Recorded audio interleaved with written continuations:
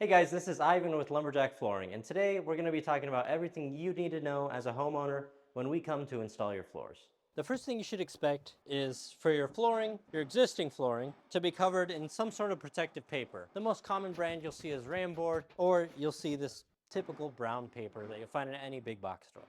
As you can see, we took care to cover all of the furniture and even the cabinets with a layer of plastic. This is something special to Lumberjack that not every contractor is required to do. The first step, of course, is going to be tearing out the existing floor. In this case, we're tearing out some old carpeting. I like to begin by ripping the carpet down with my utility knife to manageable strips that I can then roll up away from the tack strip and bring outside. Once you got that carpet out of there, you're going to notice the carpet padding that lays under it. You can usually just peel this up. It's usually just held by staples. Then you're left with the tack strip and the staples that were holding that matting down. When you get your flooring delivered to you, you're going to want to make sure that it's placed somewhere convenient for you. You're also going to want to make sure that you give your wood enough time to get acclimated to the temperature and humidity inside your house. We usually give it about 2 to 3 weeks. Another thing to consider is baseboard. Now in this case, we're going to leave this baseboard on and just place some quarter round to cover that tiny gap that the hardwood flooring is going to have against the baseboard. The alternative is to take off the baseboard and put it back once you're done installing. Either way, you're going to have a gap between the drywall and the hardwood flooring, as you need to leave a small gap against the wall. This is to leave room for expansion and contraction to avoid buckling in your flooring if there's extreme weather changes. As for choosing the direction in which your flooring runs, you're typically going to want to run perpendicular to the joists. So in this case, the joists are all going this way, so we're going to run that way. Another thing to keep in mind is which way the existing floor is running.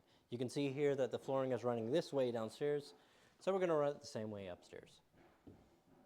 Now, some options to consider if you're planning on redoing your stairs and replacing them with hardwood tread is whether you want to replace just the tread or the risers as well with hardwood. A very common option is to do painted white risers with oak treads.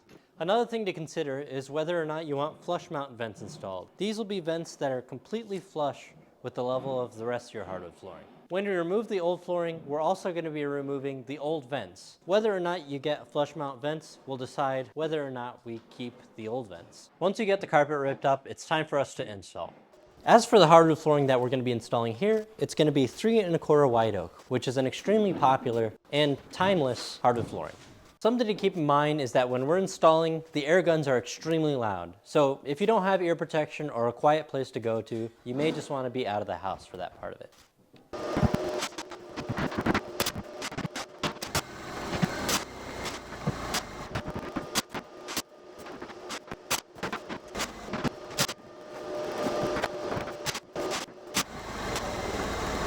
After we're done installing, it's on to rough sanding. We use this big machine to take care of the field and an edger to take care of the edges. This makes sure that we have a nice flat floor before we get onto any staining or finishing. We also always put down a sample for customers so that they can get a good idea of what the finished floor is going to look like. Sample sheets really don't convey how that finished floor is going to look. So we're done sanding on this install and we're ready to start finishing. On this job specifically, we're using Loba 2K Invisible. This gives you a really raw look, similar to the sanded floor that you see before you. It's going to look nearly exactly like this. With water-based finishes such as the Loba 2K Invisible or our typical Burger Sidley Green Star, we usually like to give it 3 hours before you walk on it and 2 days before you put furniture down.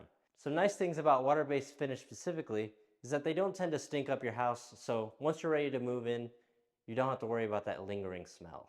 And that leads us on to oil, which has a much longer dry time of about 8 to 24 hours. We usually give it the full 24. Once we get to the finishing process, if you're going with natural, it's about a 2-day process. The first day, we are going to lay down 2 coats, a primer and the actual finish coat. If you decide to stain your floor, it usually adds an extra day to the process because you gotta wait for the stain to dry before you can put finish on top. Then we'll come by the next day, buff that coat, and lay down a final finish coat. After that final coat is down on your floor and they're ready to be walked on, we make sure to give everything a rag down, vacuum everything up very well, and do a good job cleaning up any messes we make. Here's how everything looked once it was all wrapped up. Thank you guys for watching.